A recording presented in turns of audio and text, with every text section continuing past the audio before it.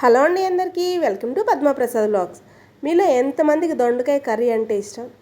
నాకు తెలిసి చాలా వరకు దొండకాయని పత్తి కూర కిందే వాడతారు, చాలా తక్కువ వండుతారు. కానీ ఇలా ఒకసారి ట్రై చేయండి. మనం 10 రోజులకు ఒకసారి ఖచ్చితంగా వండుకుంటాము. దొండకాయ కూర చాలా బాగుంటుందండి.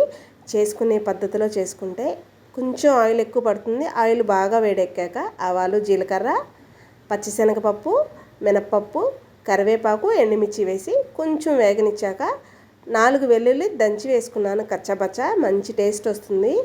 దొండకాయ ముక్కల్ని నేను చాపర్లో వేసి కచ్చపచ్చా చేశానండి. ఎందుకంటే అసలు విషయం దొండకాయ ముక్కలు కొంచెమే ఉన్నాయి, 4 బాక్సులు క్యారేజీకి కావాలి కాబట్టి నేను ఇలా చాపర్లో వేసి కచ్చపచ్చా చేశాను. దొండకాయ ముక్కలు త్వరగా మగ్గడానికి ఉప్పు, పసుపు వేసేసాను. ఈ టిప్ అందరికీ తెలిసిందే. అలా వేసి లో టు మీడియం ఫ్లేమ్లో పెట్టుకొని ఇలా ఫ్రై చేయడం. ఇందులో మంచి చిట్కాలు ఉన్నాయండి, 2. అవేంటో మీకు చెప్తాను. కొంచెం దొండకాయలు ఉన్నప్పుడు మనం ఇలా కచ్చాపచ్చా కనుక చేసుకొని దొండకాయ కూర వండి కొంచెం కూరలో ఎక్కువ అన్నం కలుస్తుందండి. ఇంకో చిట్కా ఏంటంటే, నార్మల్గా మనం దొండకాయలు నిలువుగా కానీ రౌండ్గా కానీ కోసి కర్రీ కానీ ఫ్రై కానీ చేస్తాం. మగ్గడానికి చాలా టైం పడుతుంది. కానీ ఇలా చేయడం వల్ల 10 నిమిషాల్లో కూర రెడీ అయిపోతుందండి. ఈ కూరకి మంచి టేస్ట్ని ఇచ్చే ఇంకో టిప్ చెప్తాను. సాంబార్ పొడి అండి. అర స్పూన్ సాంబార్ పొడి వేశాను.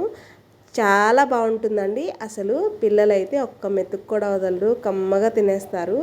పిల్లలే కాదు, ఎవరైనా కూడా ఖచ్చితంగా చాలా ఇష్టంగా తింటారు.